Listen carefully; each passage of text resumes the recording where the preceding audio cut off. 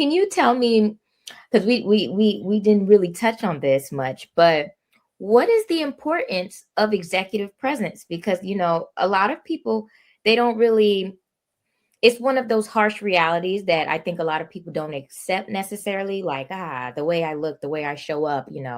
What is the importance of that?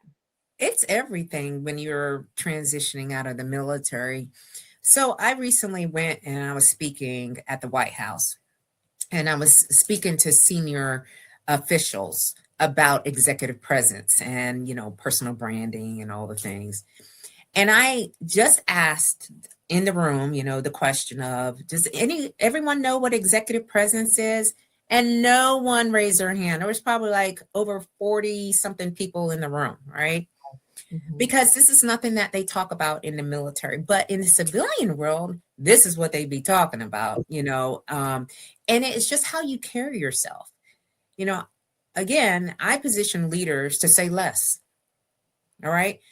And when you can walk into a room and you're carrying yourself in such a way, you look put together. I'm not saying you're perfect, but you look put together. That means you given it thought. You are sharing the things that are relevant to where you're at. I just did a whole podcast on over explaining. All right. People are over explaining themselves. They're talking ad nauseum about why they exist and why they're in the room.